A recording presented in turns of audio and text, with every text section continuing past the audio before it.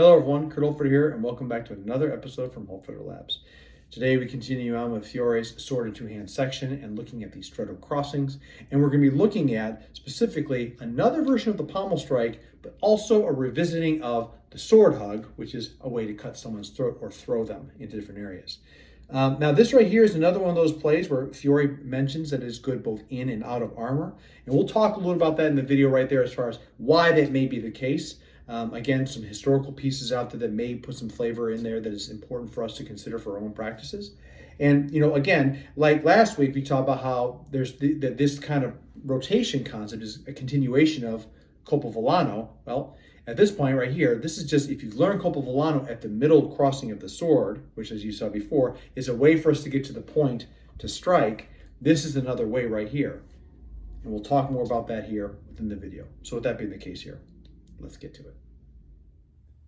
Okay, so this week here we're going to focus on the one play that I think whether you are an avid translator or you just practice it for fun, whatever the case may be, there's the one play that everyone I think knows about, which is the taking of the four teeth, because the Maestro has done so himself.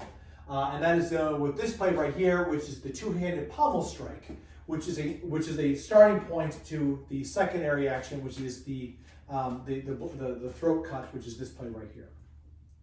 We're going to be looking at these two plays right here in conjunction with one another, but also in their own places as well because of what they do and don't offer us at the same time. So last week here we talked about how we had to create space to get the sword to be back into usage. And this place here we're going to do the same thing.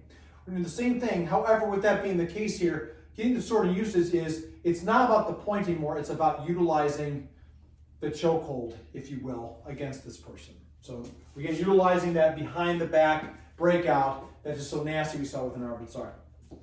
So in this case right here, we're going to look at the first one here, the two-handed pommel strike. And this right here could be very easily, in many ways, can perform a continuation of the colpo volano because it's an immediate roll off here because I'm not grappling, I'm just really rolling into this as fast as I possibly can. So to do this very properly, we have to be very slow, but the reality is I'm expecting him to hit really hard and really fast and right at me. And as that happens, I bite and I turn right into this with a step, which allows me to crack his jaw and take his four teeth. So, slow motion of this, we've crossed, in, he decides to press. That's your first action, right here. Now, this right here is using the same kind of methodology as Vai Mezza Spada in this case right here. Here, he presses down. It's the same kind of concept right here, but instead of using sidestepping motions, I'm utilizing the pressure to go cross line right here. I have to trust my angle, and I'm just going to let the sword go straight up this way. It's protecting, and what am I using? I'm using posto finestra. That's the big crossing point of this. So, as this comes in this way, it allows me the ability to pop straight in. Now, in this play, it says in and out of armor. And for those that practice armor, I don't know what it's like for you, but anytime I've actually received a really good pommel strike, it's jarring. It's not a fencing mask. So when I hear the big ring in my helmets and everything else, and they're pretty robust, pommels are very effective at doing what they need to do. So in this case, if we cross in off of this, being able to do this right here in a helmet is really nasty. But the other part too about this is that we can also utilize this here. This also might be a way to be able to, as we cross, I might be coming straight back down with the pommel as almost in the fendente line. So crossing, boom, and utilizing that in the space off this to come straight down, and I'm pulling my shot because one, I don't want to damage the roof of my garage, but I also don't want to actually hit counter with this. Crossing in, boom, boom, and utilizing that to pop right down. You'll notice right here, as I come down with this, it puts the sword into action, which allows me to strike him. So slow at pace here, one more time, just so you can see how that kind of works together with it all. So first variant here, straight through his jaw.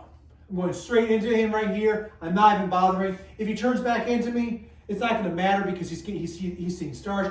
But if the pommel strike isn't successful, so he sees it and turns back at me with his arm, I have my arm here covered, so I still continue with the sword, which allows me access here to work in different grapples. There's a groin shot. Gets me right back into the sword in one-hand place that we saw here with the grappling before.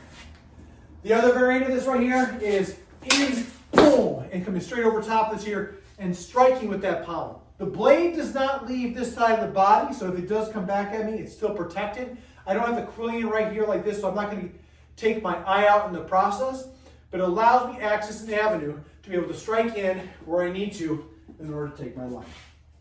So with that being the case here, we're going to look at those two plays right there. Again, are opening concepts which allow us to go into the next play, which is this one, which deals with what I call a good old-fashioned sword hug, right? Just right there in the throat.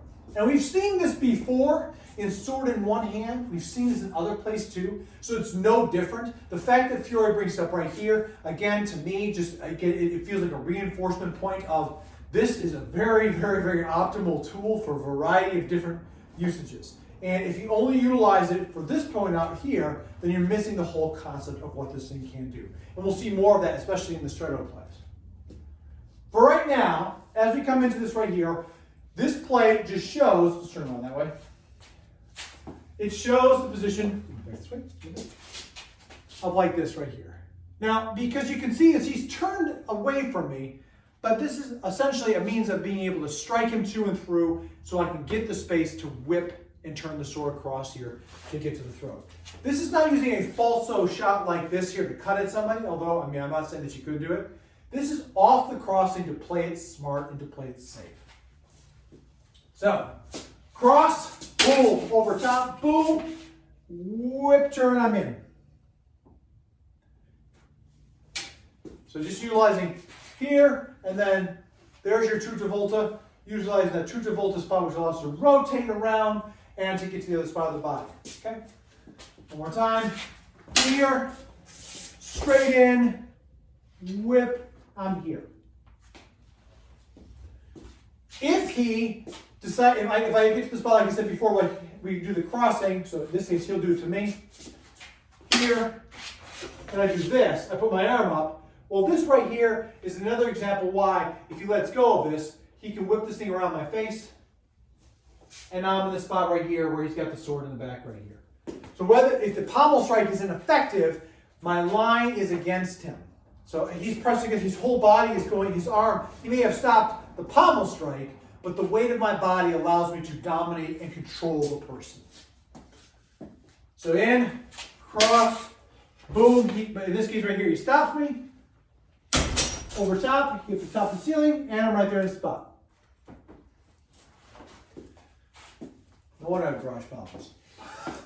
Point being is that you can see, ultimately we whip that sword around, fail, over top, and I'm right there to be able to cut his throat, or I can throw him to the ground using the quillins. So combining both of these kind of plays together right here.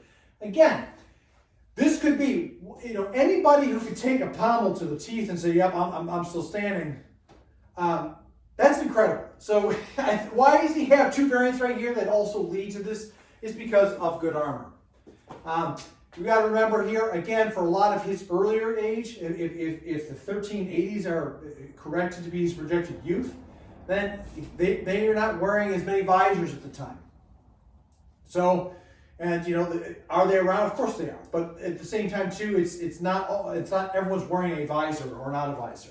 Later on, we start seeing more visors in the lists and fighting right here. So in this case right here, I either strike the side of his helmet, I strike his teeth, or if he does have a visor, I strike that visor, and if you've ever been struck in the visor before, which is not fun, it pushes up into you. It's a lot of weight, which allows this kind of motion, which allows the rotation of the sword and the sword hug and or throw to come viable. And that right there really concludes what we have here for those two plays and how they connect to one another. So as you can see with the footage, again, it's not overly complicated. So it's a revisiting of the other plays that we just talked about last time in regards to the one-handed pommel strike. Now, why Fiore chooses to put two right here, that might be, again, if you think about the advice that he gives in the very beginning of, hey, know the person across from you, observe them, and see what they're able to do, and also know yourself. That might be a big part about this right here. That is really a big portion to think about. So instead of worrying about, okay, well, I'm going to try to do all these moves right here against somebody who is really significantly stronger than you, it's much better just to go bang, whop, and hit the person right in the face. Now, if we think about the trajectory, and that's what I was trying to demonstrate, and I don't think it did a good enough job in the footage there, But, the whole coming down with it. Now, I'm stopping, but the reality is if you think about how a colpo volano works, we're coming off right here and then coming out to strike. There's a point in time where we get right here, there's my pommel, and there's the strike. So I'm trying that, but that requires space and distance. And in this case right here, I oftentimes wonder, is this something right here that happens off of the colpo volano? Is it a possibility of the colpo volano? I don't know. But off this crossing, the sword is the person's too close to have the sword deploy properly. So therefore, it's better for me to strike the person with the pommel so that they get knocked back and then finish it off with a strike that comes afterwards. And that is incredibly brutal. Like I talked about some of the technology out there, I was educated on this as far as, when it comes down to different armors, is that visors are, don't get me wrong. Visors are something that absolutely happened within his time. And again, it's projected that he was around in the 1380s. So we don't know what that looks like right there as far as fighting goes. But, the idea of always having a visored knight is not necessarily historically accurate. So there's plenty of examples of people that had their faces open when it came to, they just had a bassinet, or they, something simpler. Maybe, there's a lot of different variants to that. So the face is exposed even in armor. But like I said, if you have ever, if you are a person that practices armor and you have, say, some of the, I have a close visored bassinet that really keeps it close to my face. If I get hit there, I taste metal. And that's kind of the nasty part about that. That really does happen, and it's pretty ugly. So with that being the case, if I smack someone's visor and then, turn them so I can strike them and then work towards a hug, that throat cut works in two different forms and fashions. So again, if I can hit the person, I'm not going to sit there and say, oh, I'm going to take the time here to go up underneath the aventail. I think that's kind of a pipe dream. And if it did happen, well, great, that's a 1 in a million shot. But the bigger thing is that you're getting to that throat hug to be able to shear and toss and turn somebody with different vectors. And that's all that I really think as it comes to this. If the person's not armored, well, the only throwing that's happening is it's throwing existing tears open. And that's really just ugly in itself. So with that being the case here, that's going to conclude the video here. Please don't forget, like, subscribe, share with a friend out there. And don't forget, leave a comment below out there. I'm kind of curious what you think as far as why the two-handed pommel strike might be a case right here. Again, from my perspective, all it really is that it is it's a choice decision of I need to hit this person with a little bit more oomph to be able to make them go down, because the first one may or may not be enough as far as like we saw the plays last week. And then, of course, right there, by having two hands on this, I have more power with a strike that's very nasty to do to somebody. And then to be able to control it off of the sword hug right there. So, again, leave a comment. Let me know what your thoughts are out there. Don't forget, hit that bell to be notified of new stuff that's coming out. And as always out there, please stay safe, train well, and fight on. I'll see you all soon.